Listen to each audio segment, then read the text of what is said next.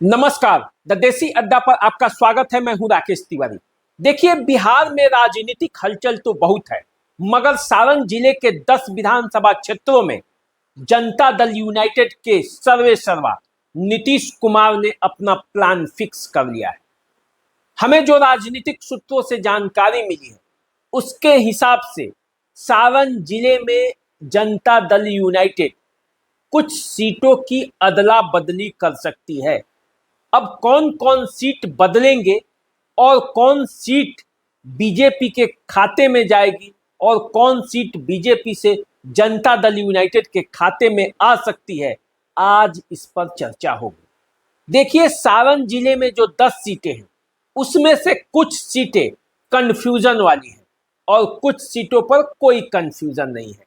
आज इन दोनों बातों को केंद्र में रखकर हम बात करेंगे। जातीय समीकरण के आधार पर भी समझाएंगे कि जो कैंडिडेट भाजपा और जनता दल यूनाइटेड के पास है, उन कैंडिडेटों का जो जातीय समीकरण है, किस तरह से उन्हें मजबूत और किस तरह से उन्हें कमजोर बना रहा है। तो चलिए बात करते हैं और शुरुआत करते हैं। सबसे पहले जान लीजिए कि वो कौन कौन सा सीट है जिस पर कोई कंफ्यूजन नहीं। देखिए, 3 सीटें हैं जिस पर कोई कंफ्यूजन नहीं है, ये बीजेपी के पास ही रहेगी। वो सीट है अमनौर, वो सीट है तरैया और वो सीट है छपरा। इन सीटों पर कोई कंफ्यूजन नहीं है। छपरा में कैंडिडेट पर कंफ्यूजन हो सकता है, सीट पर कोई कंफ्यूजन नहीं है। सोनपुर की सीट भी बीजेपी के पाले में ही जाएगी, ये भी तय है। अब देखिए, 2020 का समीकरण जरा समझ लेते हैं कि कैसे चुनाव हुआ था। 2020 में सारण जिले में 10 सीटों में से 4 सीट पर जनता दल यूनाइटेड ने अपने प्रत्याशी उतारे थे, जबकि 5 सीट पर बीजेपी ने अपने उम्मीदवार उतारे थे। एक सीट जो बनियापुर की है, वो भी बीजेपी कोटा की ही सीट थी, जिसे बीजेपी ने वीआईपी को दे दिया था, मुकेश सहनी के पार्टी को। लोजपा अलग से चुनाव लड़ रही थी, इसलिए उसे सीट देने का कोई सवाल नहीं। इस बार लोजपा भी है, इस बार जनता दल यूनाइटेड भी है, उपेंद्र कुशवाहा की भी पार्टी है, जीतन राम मांझी की भी पार्टी। तो ऐसे में सीटों का समीकरण कैसे होगा, ये भी देखना है। तो 3 सीटें मैंने आपको बताया, इस पर कोई कंफ्यूजन नहीं है। जो सीट है जनता दल यूनाइटेड की, परसा, इस पर पिछले बार चंद्रिका राय प्रत्याशी थे। मरहौरा से अल्ताफ आलम प्रत्याशी थे जनता दल यूनाइटेड के।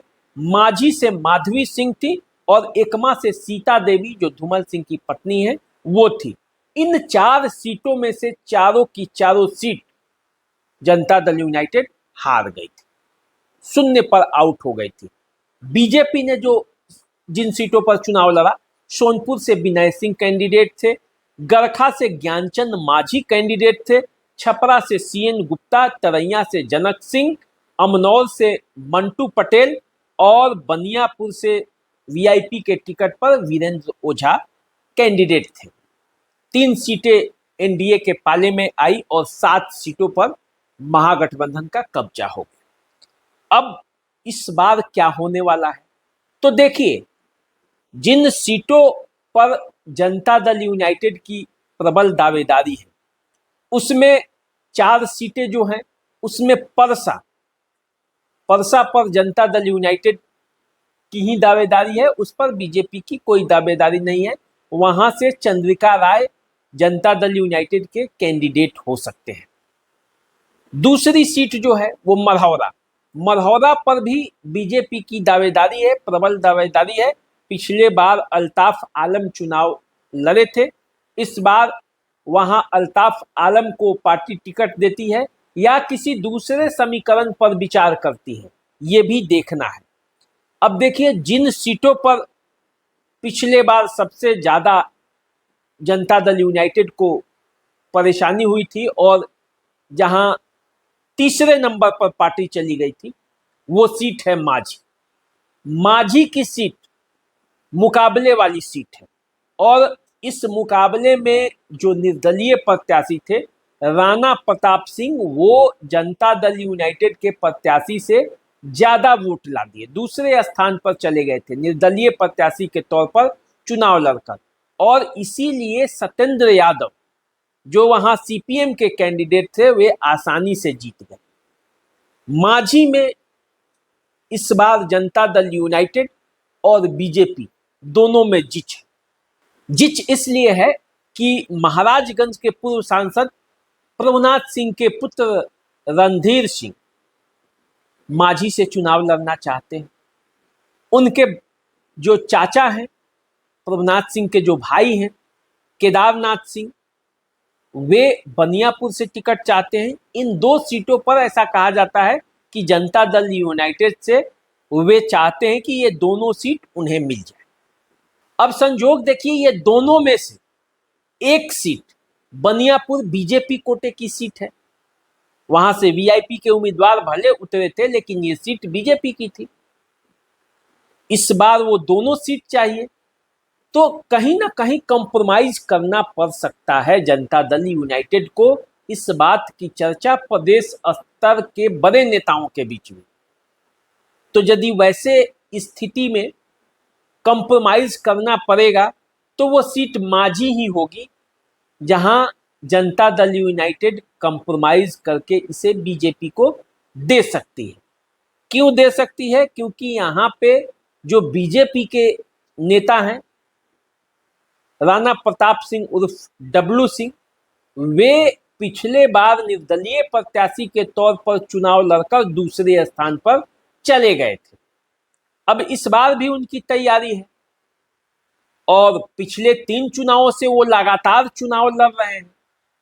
तो यदि बीजेपी या जनता दल यूनाइटेड राणा प्रताप सिंह को टिकट इस बार भी नहीं देती है तो वो चुनाव लड़ेंगे, और ऐसी परिस्थिति में फिर से महागठबंधन को वहां लाभ मिल सकता है।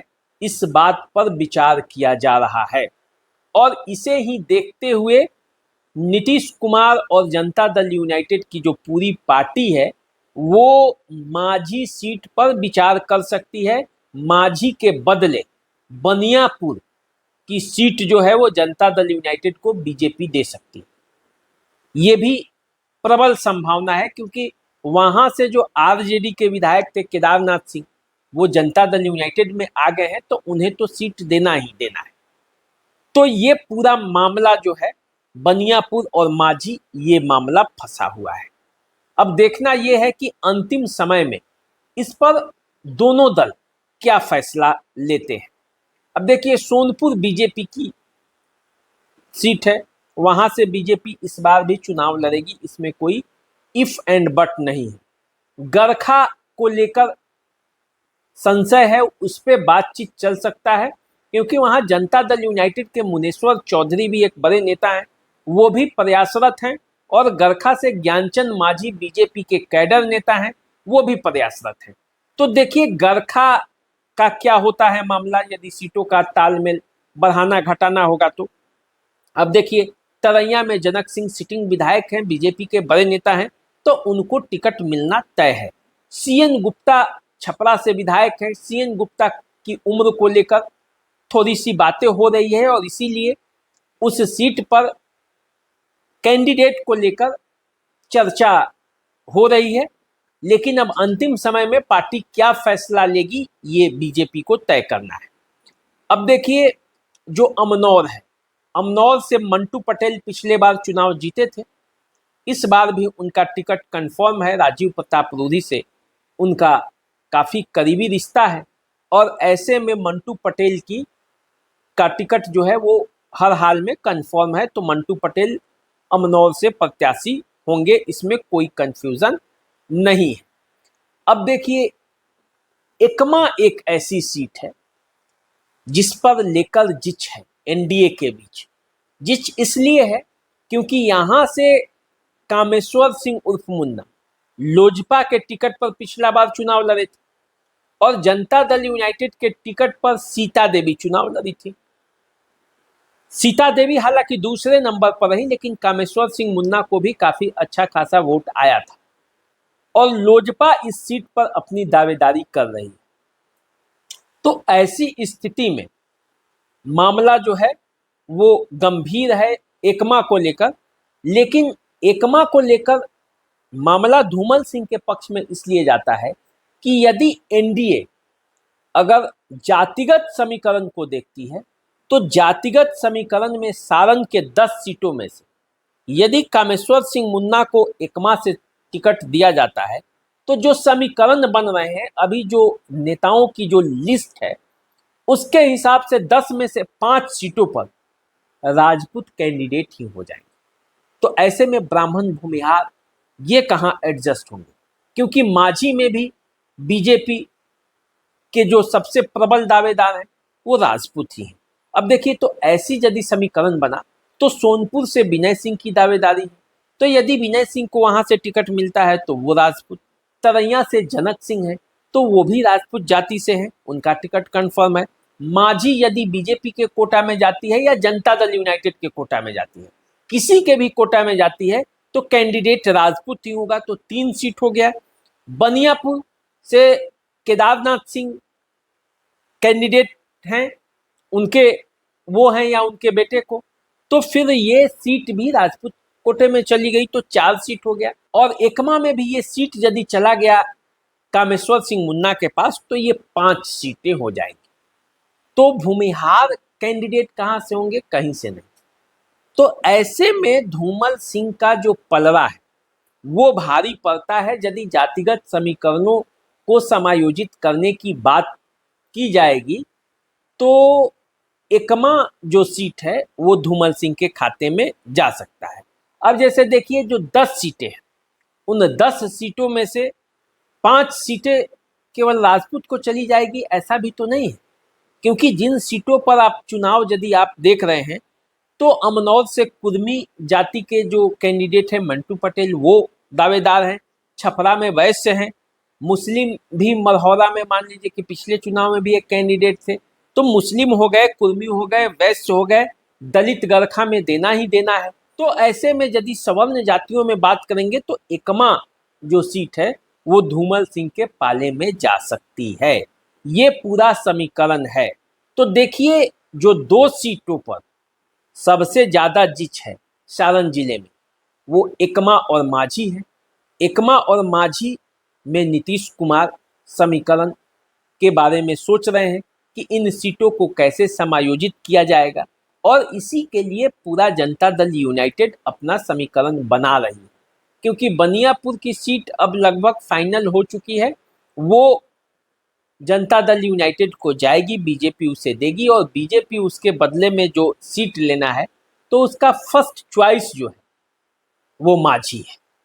अब देखना ये है कि ये समीकरण जो अभी चल रहे हैं, जो राजनीतिक सूत्रों के हवाले से जो हमें खबर मिली है, वो जब घोषणा होता है या जब फाइनल मीटिंग होती है, जब फाइनल बैठक होता है, तो इन समीकरणों पर जो विचार किया जा रहा है वो कितना अमली जामा पहनता है।